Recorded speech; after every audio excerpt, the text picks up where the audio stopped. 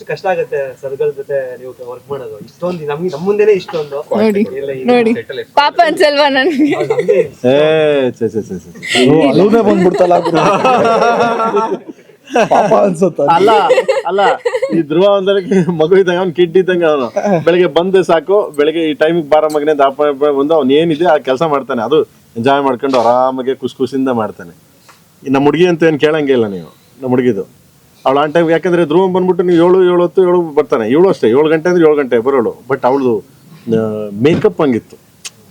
Makeup ಅಂದ್ರೆ ಹುಡುಗಿರ makeup ಅಂತಿಲ್ಲ, ಆ ಪಾತ್ರದ ಮೇಕಪ್ಪೇ ಇಟ್ಸ್ ಲೈಕ್ ಡಿಫ್ರೆಂಟ್, ಬೇರೆ ಜಡೆ ಮೇಕಪ್ ಅದನ್ನೆಲ್ಲ ಮಾಡಕ್ಕೆ ಎಷ್ಟು ಬರ್ಬೇಕಾಯ್ತು ಮಗನೇ?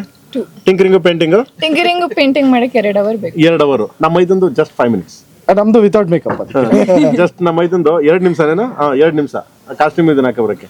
2 ಅವರ್ಗೆ ಏನಾದ್ರು 10 ನಿಮಿಷ ಲೇಟ್ ಆದ್ರೆ ಅಂದ್ರೆ ಸಾಕು ಅಂತ ಇನ್ನೇನೋ ಸ್ಟಾರ್ಟ್ ಆಗಿರೋದು ಹಿಂಗೆ ಟೈ ಅಂತ.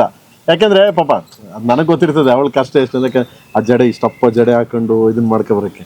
ಬಟ್ ಅಷ್ಟು ಡೆಡಿಕೇಟ್ ಆಗಿ ಮಾಡಿ. ಅದ್ರಲ್ಲಿ ಬೇರೆ ನಾವು ದೋಸೆ ಹುಡುಕ್ತಿದ್ವಿ. ಅಣ್ಣ ಯಾಕೆ ಒಂಚೂರು ಜಡೆ ಸ್ವಲ್ಪ ಚಿಕ್ಕದಾಗಿ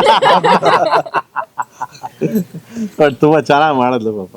ಸೊ ನೈಸ್. ಡೆಡಿಕೇಟೆಡ್ ಬಂದು 5 ಗಂಟೆ 4 ಗಂಟೆಗೆ ಎದ್ದು ಬರೋದು. ಎದ್ದು ಬಂದು ಅವಳು ಅಷ್ಟು ಬೇಗ ರೆಡಿಯಾಗಿ ಎಲ್ಲ ಆರ್ಟಿಸ್ಟ್ಗಳು ಬರೋಷ್ಟೊತ್ತಿಗೆ ಅದನ್ನು ರೆಡಿಯಾಗಿ 2 ಗಂಟೆ ಬೇಕಾಗಿತ್ತು. ಅದಕ್ಕೆ ರೆಡಿಯಾಗಿ ಬಂದು ಮಾಡಿದ್ಲು. ಥ್ಯಾಂಕ್ಸ್ ಕಣ್ಲಾ. ಬಟ್ ನೀನು ನನ್ನ ಮಗನೇ ಏಪ್ರಿಲ್ ಅಂತ ಹೆಂಗೆ ಹೇಳ್ದೆ ನೀನು?